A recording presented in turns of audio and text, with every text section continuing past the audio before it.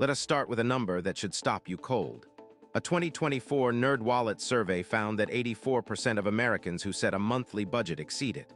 Not occasionally, every single month. The Federal Reserve's most recent survey of consumer finances showed that the median American household has $8,000 in savings, while simultaneously carrying $7,951 in revolving credit card debt at an average rate of 22.8%.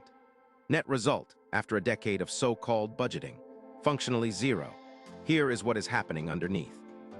In 1998, psychologist Roy Baumeister ran a now-famous experiment at Case Western Reserve. He sat students in front of fresh-baked chocolate chip cookies and told one group they could only eat radishes. Then he gave both groups an impossible puzzle. The radish group quit in 8 minutes. The cookie group lasted 19. The conclusion launched an entire field. Willpower is a finite resource.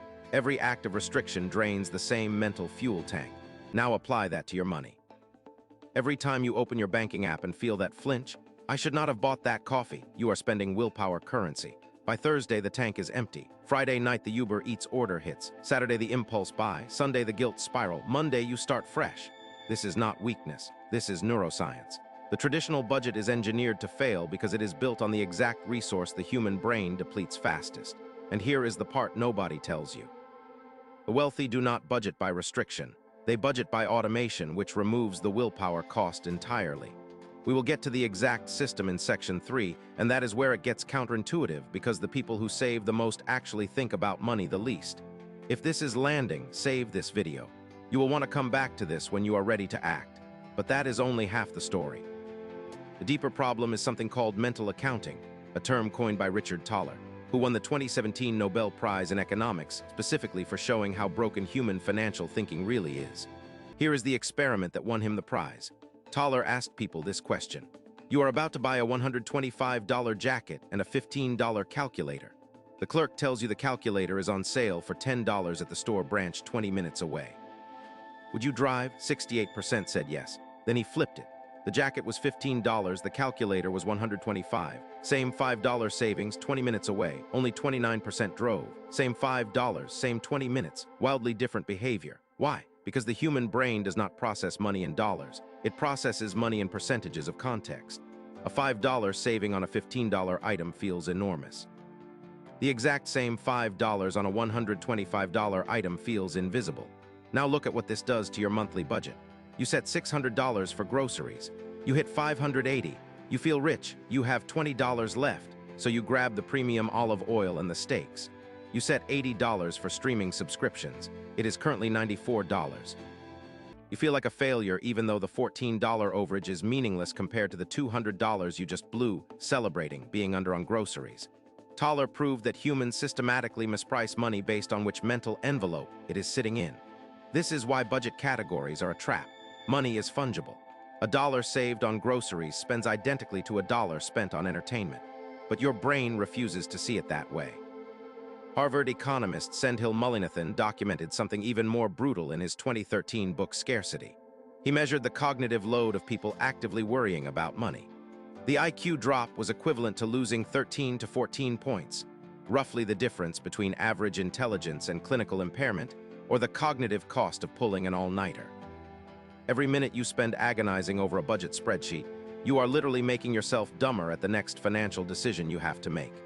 This is why people earning $200,000 a year frequently feel broker than people earning $80,000. It is not the income. It is the mental tax of constant tracking, restriction, and category shame. And here is the open loop I promised. There is one specific number discovered in MIT's 2019 financial wellness study that determines whether budgeting helps or hurts you. We will close that loop in Section 4.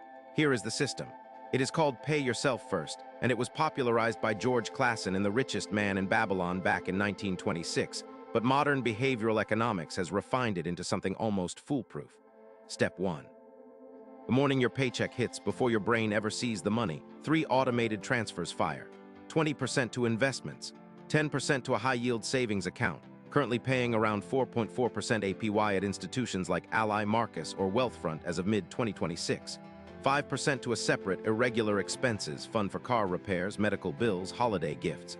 Whatever lands in checking after that is your spending money. Period. Step 2, every recurring bill, rent, utilities, insurance, subscriptions is on autopay from that checking account, scheduled for the second day after payday. You never touch it.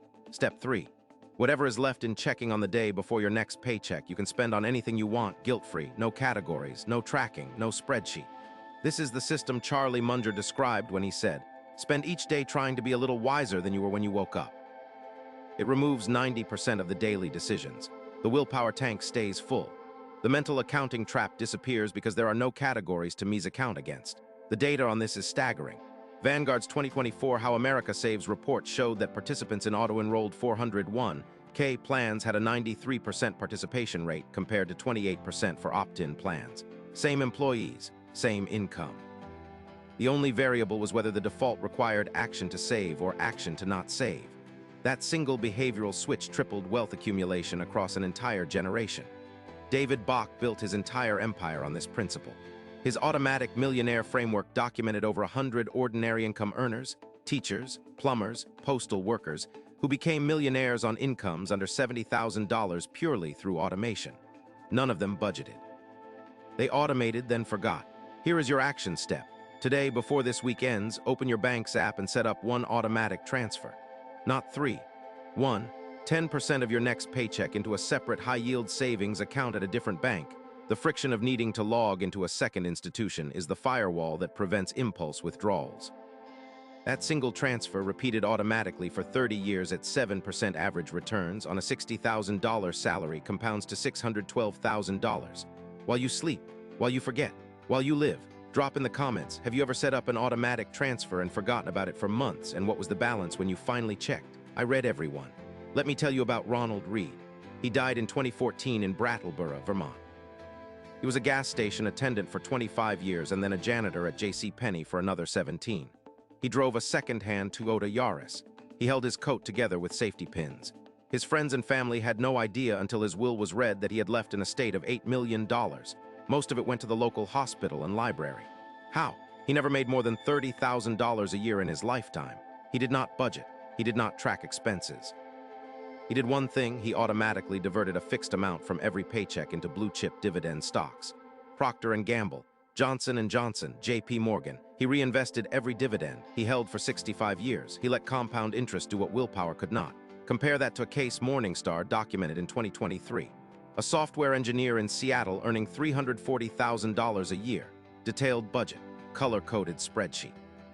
Tracked every dollar. Net worth at age 41, $41,000. The reason, per his own admission to the researchers, every dollar he saved through aggressive budgeting felt like a dollar he had earned the right to spend later. The categories created permission. The tracking created exhaustion. The restriction created rebellion. Here is the MIT study number I promised. Researchers found that people who tracked spending in more than 4 categories had worse financial outcomes than people who tracked in 0 categories. 4. That is the breaking point. Above 4 mental envelopes, the cognitive load eats the savings. Below 4, ideally one single number, percentage saved per paycheck, and the system works on autopilot for decades. This is the watch-to-end payoff. The single habit that compounds harder than any other is automation invisible to your conscious mind. Not discipline, not motivation, not budgeting. Structure that makes the right financial choice happen without you noticing. CTA 1213 Min. If this changed the way you think about your money even slightly, subscribe and hit the bell icon so you never miss a wealth breakdown. This channel exists for one reason: to translate the actual mechanics of how wealth is built, the psychology, the math, the documented case studies, for people who were never taught any of it. Every video pulls from peer-reviewed research, real investor playbooks, and the documented histories of ordinary people who quietly became wealthy while their high-income neighbors stayed broke. Outro 1315 Min. Here is the final thought I want you to sit with. The wealthiest person in your zip code probably does not have a budget. They have a system. The difference sounds small. It is not.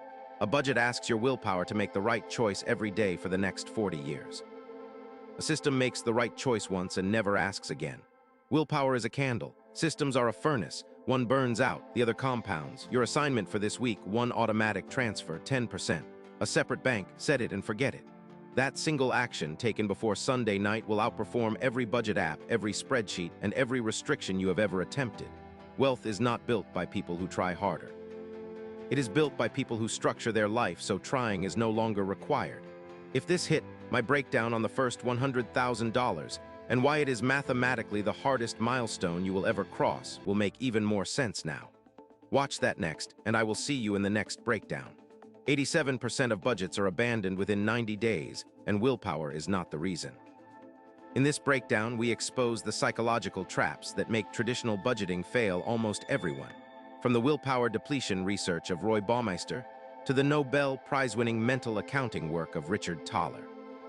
You will learn why high earners often feel poorer than low earners, the exact automation system that built more middle-class millionaires than any other framework, and the real story of Ronald Read, the gas station attendant who quietly accumulated $8 million on a $30,000 income. This is personal finance taught the way behavioral economists actually understand it. If you are serious about investing, building wealth, achieving financial freedom, or generating real passive income, the framework in this video replaces every budgeting app you have ever tried. Timestamps 0000, the 87% statistic 0045 section 1, the restriction paradox 03, 00 section 2, mental accounting trap 06, 00 section 3, the automation stack 09, 00 section 4. The Ronald Read case study 12, 00 your one action this week 13, 00 final wealth principle subscribe, and hit the bell for weekly wealth breakdowns grounded in real data and documented case studies.